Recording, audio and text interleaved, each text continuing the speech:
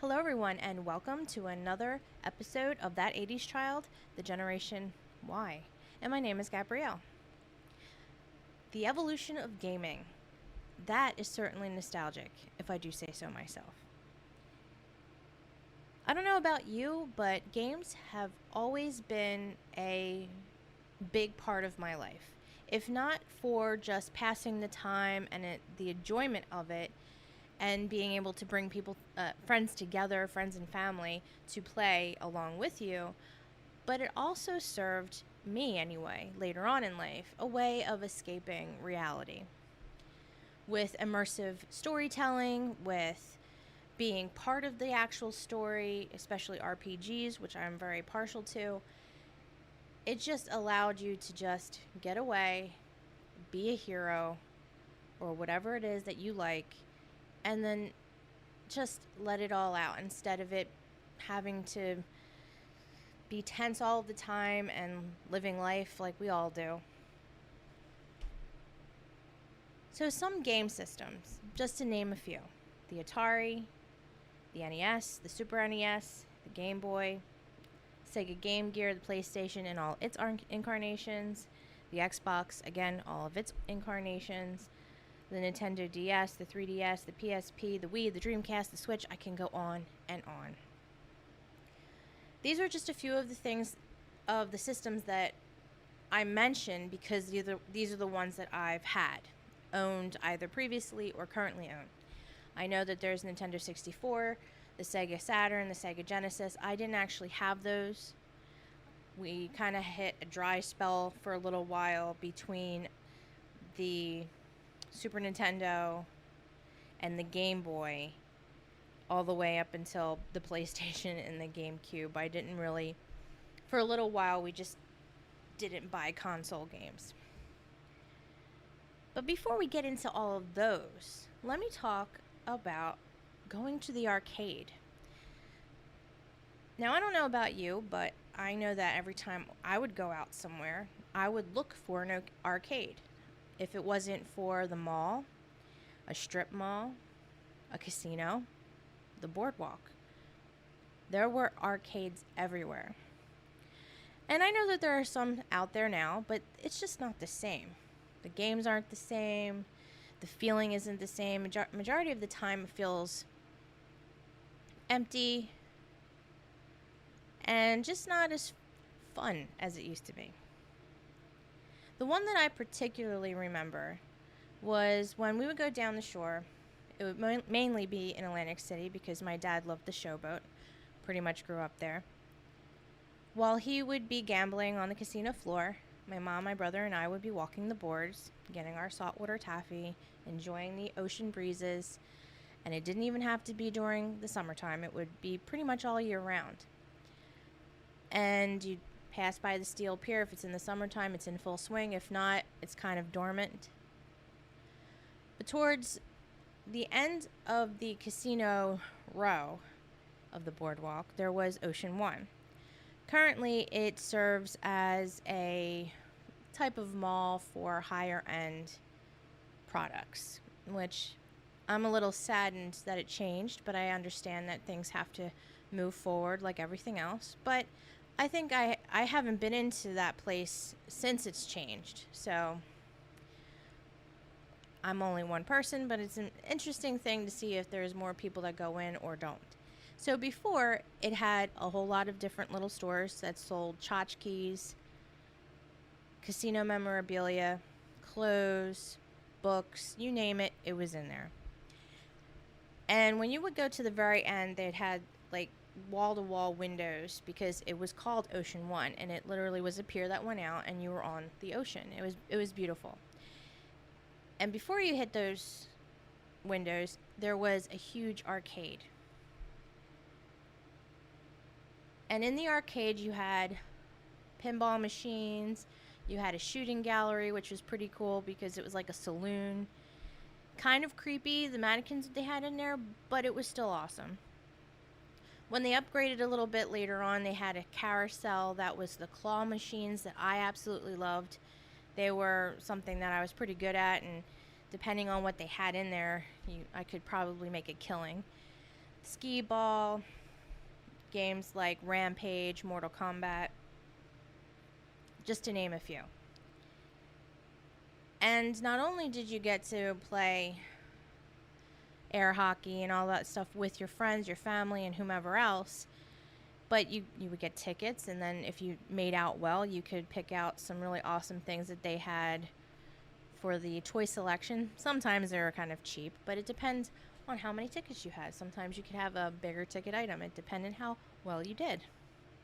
I very much miss that. I miss all of the selection. I feel like there was more to it instead of now it's like a car racing game that you go into. I know that they have like things like Dave and Buster and stuff like that, but I don't know. Maybe it's because what I'm looking for is these old games from when I was little instead of like the new stuff that they have out now. I know that there are things out there, but it's, again, it just doesn't have that same feeling. So to go back to console games, my mom and dad had the Atari already prior to me being born. They would play things like Breakout, Super Breakout, Space Invaders, and I was partial to Kaboom. I don't know about you. So the Atari was the first quote-unquote console game that I played right off the bat. I also had a handheld 2-player Pac-Man. One person could be on one side and I could be on the other. And it was the size of a nice size hardbound book. I don't know what happened to it. I'm very saddened. I can't find it. I couldn't find it in our moves. I had cleaned our house multiple times and never found it. I don't know if it made it to our old house in Pennsylvania to when we moved to New Jersey. But I am actually on the lookout for it on eBay. I haven't really found it, but when I do, if it's not ridiculously expensive, I would like to try and get it. So after the Atari, my dad had gotten us the Nintendo. And most of the things that we have gotten, my brother and I, when we were little, you had new things, obviously, but we would get a lot of stuff that my dad picked up at the flea market. And my dad was big on bartering. Now, he had a stall at the Quaker City Flea Market in Pennsylvania, and he would sell jewelry, and he also had a coin collection that he would trade up or, see what people had. And he also was able to fix watches. So he would do cleanings. He would actually refit jewelry. He had a lot of hobbies behind everything besides collecting just about everything. So say if one of his clients, a friend or a friend of a friend, wanted something done, say maybe they needed a new watch face or a new diamond put into something. It didn't have to be a diamond, but like a gemstone put in some place. And they couldn't necessarily afford it. However, they had something that my dad wanted. And he would barter. He'd be like, okay, I can do this if I have that. And then, no cash has to be transferred. It could just be an item for an item. And I think that's an awesome way to do things, especially nowadays, because money is losing a lot of its value. And people have the ability to do things that other people can't.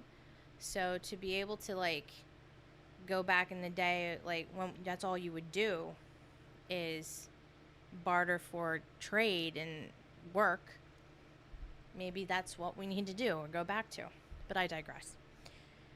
So the Nintendo that we got was most likely a payment or part of a payment because we got the Nintendo and about 1 million games for it. Some of the games were weird, off-the-wall games that nobody would actually get normally. But then there were some really awesome games, you had your Paperboy, Marble Madness, Rampage that I would play in the arcade, but I had it at home now. And Excite Bike, obviously Mario Brothers, and Tetris. And then we got the Super NES, and there was a lot of other games that were on this system. I know the Super Mario Brothers 2, I believe that's what it was. I played constantly. But the biggest one that we played a lot, because I played with my mom and my brother, was Yoshi's Cookie. and it was kind of like a Tetris game. I don't know how much I would like it now because those type of puzzle games kind of are aggravating. But I liked it then. My mom eventually got me a brand new Game Boy when that came out, and I had brand new was Kirby's Dream Land and the Tiny Toon Adventures, Bab's Adventure, I believe it was called. I still have the original Kirby's Dream Land, but I had to rebuy the Tiny Toon Adventures one. Because my brother and I were only 6 years apart, he wanted to play a game, but I wanted to play my game, and we only had one with the Game Boy. So my dad eventually got a used Game Boy, along with a million games. Again, probably a barter of some sort. I have a lot of those original games that he had gotten. I didn't have either of the two Game Boys that we had. I don't know what happened to those, but I did buy a new, well, I say new to me, Game Boy, because my son is actually very much into nostalgic gaming.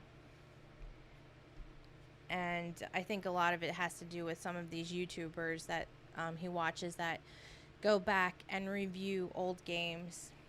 And you see in the background their wall-to-wall Nintendo, Super Nintendo, like all the games. And I'm like, I just want to let you know, I don't have enough money to do this. So unless you get a YouTube channel that has like 25 million views and you're getting paid by YouTube, this is going to be, you need to get a job and you can get this stuff then. But either way, I think it's cool because then I can kind of relive a lot of the stuff through him, and he's enjoying it. So I ended up getting a Game Boy and a Nintendo system with some games. So it's pretty cool that I get to play them and then him enjoying it as well. So after the Game Boy, I remember when I was in school, a big thing, and especially I went to St. Joe's in Hamilton, and a lot of the kids that were there had money. Well, the parents had money. They didn't have money. But, so they always had, like, the newest and coolest thing. And I'm not saying that my parents were poor. We weren't.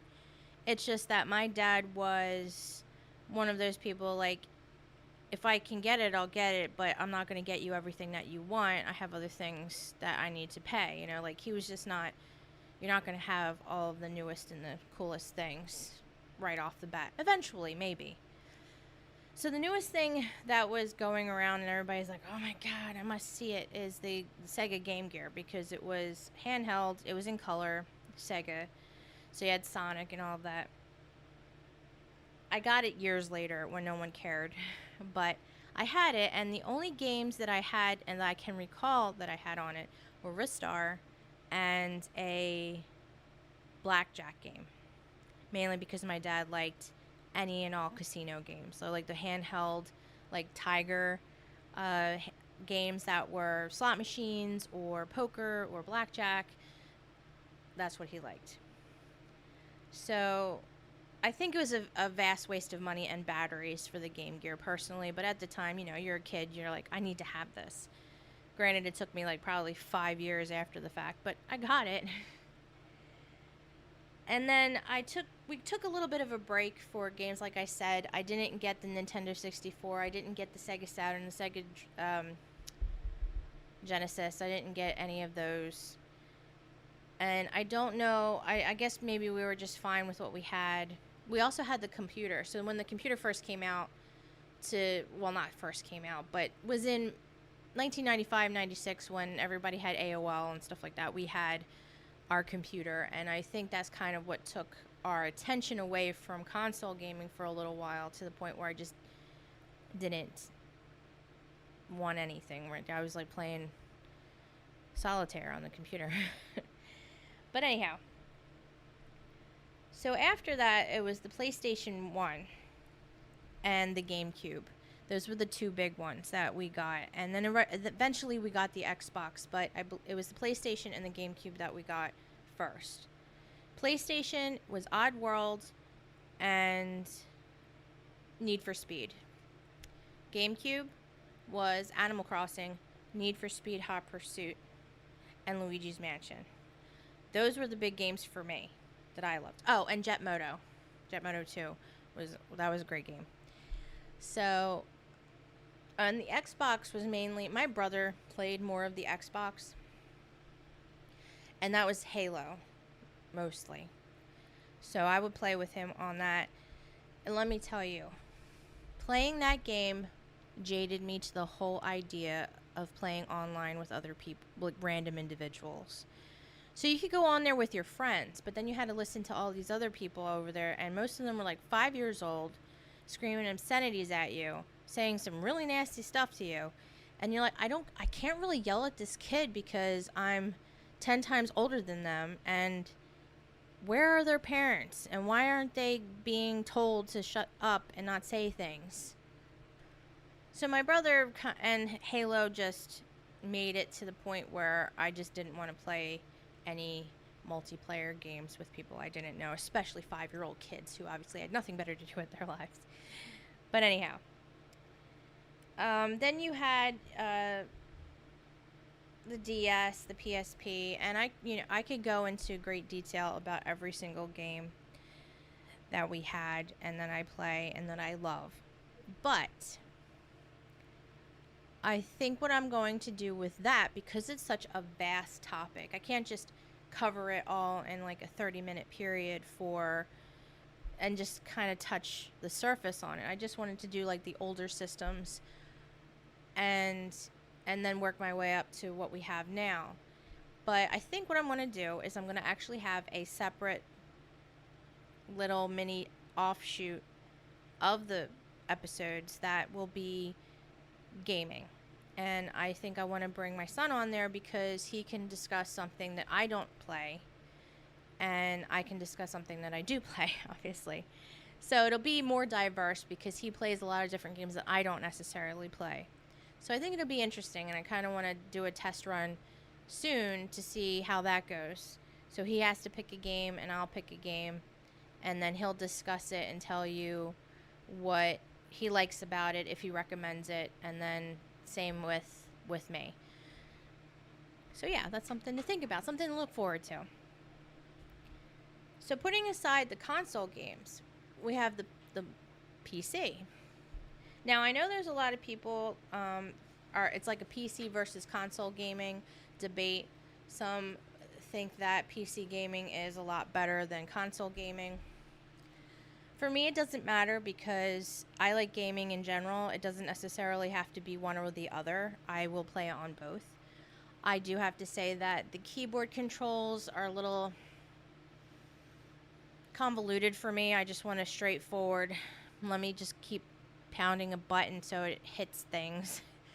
And then, I know that there's a whole strategy thing, and I'm sure that'll be discussed when I have Bryce on here with me. But in the interim, I like all systems. Now, if you were going to go into which consoles I prefer, because we do have the Xbox 360, but I don't have the newer ones. I don't have the Xbox One or the One X. I don't even know the titles of them. I don't have all of them, but I do have up to the PlayStation 4. I just can't get the PS5, which I intend to get eventually. So if you wanted to debate that, I do think that the PlayStation's better, but that's my humble opinion. And I really don't want to debate it.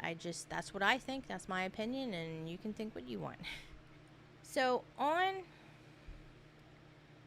the PC, the reason why I think there are some games that actually are better on the PC is because it requires just a lot more graphics, and the screen that you have, and just the way that it works, and just the mouse and the keyboard just go better with it. For me, that's the Sims games. I have the Sims 4, and I have all of its downloadable content, expansion packs, whatever. And I think that they did have the Sims 3, and I know that they have a Sims 4 on the PlayStation. I don't have that on the console because I just think you have an immersive experience on the computer versus the console. I think the console is a little restrictive to, especially the Sims 3, what you can and cannot do Granted, there's more than, say, I played The Sims Castaway on the PlayStation 2. I love that game. And they didn't have it for the PC, as far as I know. I could be wrong. But they did have on the PC and not on the console is The Sims Medieval. I wish they expanded more onto those games because they were both awesome offshoots of The Sims. But I do enjoy The Sims 4 that's out now, and most of them I've played on the PC because it's just a better experience, and you just need that. And there are bigger games. Like, I think Assassin's Creed is great on the console, but I think it looks pretty awesome on the PC. However, it is the same type of gameplay. It's not different. Like, say, The Sims, they kind of water it down a little bit versus what you have on the PC. And again, I don't care one way or the other. If I'm enjoying myself, if I like it, if it's on the PC, if it's on a console, if it's on an Xbox, it's on a PlayStation, if it's on a Nintendo system, I don't care, just as long as I'm enjoying myself and it's money worth spending, in my opinion. Because I'm having fun, I'm enjoying myself, I'm immersed in it. What more can you ask for? So, putting aside the nostalgia of all of that, the future of gaming. Now, we all know about the VR sets that are out there. There's been various incarnations of them. And even going back into the 90s, I remember in Ocean One, they had a whole store section set out for the new virtual reality experience where you would be in these massive round, looks like little spinning top containers with a million different cords attached to you on the headpiece for you to be watching some blocky Lawnmower Man version of VR. The concept was there. It just didn't have the technology that we have now, and hence these VR sets that are out now. We actually have the VR HTC Vive, not the Pro version, just your baseline one. They weren't cheap. They aren't cheap. The one that actually, you can get the PlayStation VR, I think, for $299. But you are relegated to PlayStation games that they have for the VR. They also have the Oculus. That is, I think, $299 as well for the whole thing. However, it is a Facebook-owned company. And you need to have a Facebook account in order to be able to to actually get into the games. Now, yes, I do have a Facebook account because I am a millennial. My son does not, and I don't think that you should be forced into something like that in order to be able to play a game. And it's a little too much like Big Brother to me. So, if you want the Oculus because it's cheaper, it does have really good handheld devices. But if you want to spend the extra money, I would suggest getting the HTC. I think that it's a well-rounded VR set. There's a new one that's coming out, the Vive 2. I think the baseline model is like $600. If you want to get a VR set, set the money aside. It's definitely worth the extra money if you want to have that experience. But by all means, if you want to get the other ones, go right ahead. That's just my recommendation. And I told my son that, we need the PlayStation 5. Don't know when that's going to become available again because of the pandemic and the issues with the chips and things like that. Not entirely sure when that's going to be available to the lowly Joe Schmo like myself that will only be able to get it when I can get it. But I definitely want to get the updated VR eventually. So it just means some saving. I'm very much looking forward to what the future of gaming is going to offer us. I'm still waiting for the Star Trek holodeck. I know that that's probably not going to be in my lifetime, but I can dream, right?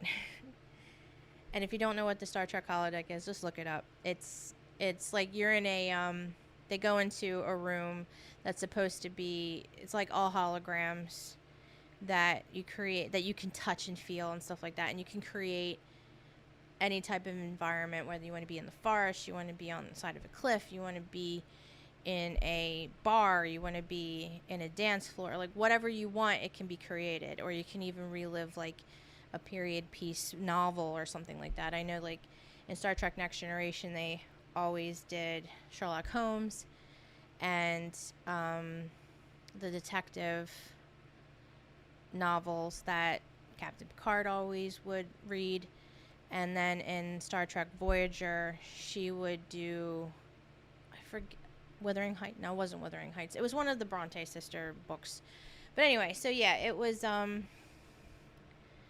it's something that I would love to see. And the thing is, we've seen quite a few things that have been on the Star Trek universe come to be, whether it was something that was a prototype, somebody's idea. I don't know if it came necessarily from Star Trek, but you see it come to fruition now.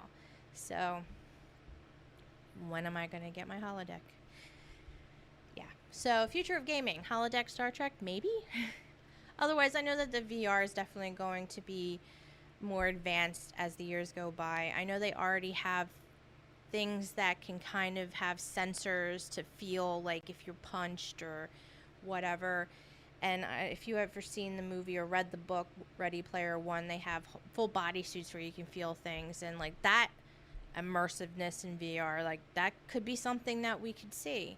That's a strong possibility. So I love gaming, so if they have a VR for like say Dragon Age, I'm all for it. I'm down. Let's do this.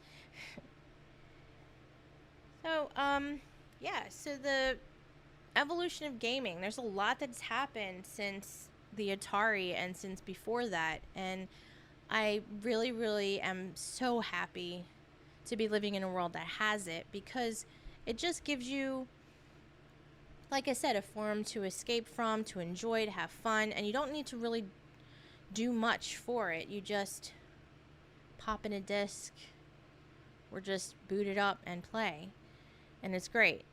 And I'm not trying to condone being hermits, but at the same time, it's like, you know, sometimes you just don't want to be around people for a little while, because I know, like, I'm at work, I'm around people all day. I just want to come home and just be with virtual fake people that I can control. No, I don't know if any of you played it, but there was this game called Black and White where you pretty much play God, and I loved that game. So you can see where I go towards, you know, and The Sims. Come on, it's like a simulation game. You are in control. Maybe I'm a little bit of a control freak. Who knows? But I hope you enjoyed this episode. I'm trying to be more diverse with what I'm talking about. I know, like, there's going to be a point where nostalgic things are going to come to, because it's already been. However, the longer this goes, more nostalgic things will happen, because as the years go by, it becomes older and older. But I have a lot more on my outlined ideas, so I hope that you enjoy it enough that you want to check in some of my other episodes. I have 2 other episodes up right now, my introduction and the Saturday morning cartoons. So this will be my 3rd episode. I'm trying to keep it going, you know, and I hope you enjoy this. And I'm going to be doing that other offshoot, like I said, that was going to be my son and I talking about games and reviewing it. I also am thinking about doing something that's for movies, because there are so many movies and I've seen so many movies. And just to give you an idea as to, like, I might be bringing my mom on to talk about it. She has over 300 Blu-rays and DVDs. And if it wasn't for the lack of space, she probably would have more. And the fact that now you can stream just about everything. But she does have movies that you can't get anymore. So that's cool. But beyond that, I have a lot of ideas, and I hope to get this out, and I hope you're enjoying it. So please leave a comment. Tell me if I should change anything, if I should add something. Constructive criticism would be great. And subscribe, sign up, whatever. I'm going to be posting this on my website, and then it will be on Spotify once I get up to 5 episodes, which will be in a couple of weeks. So that will be up there too. So please keep informed. You can submit your email to get alerts when I upload a blog or a podcast. Check out the website, GabrielleCataldi.com. And I hope you enjoyed.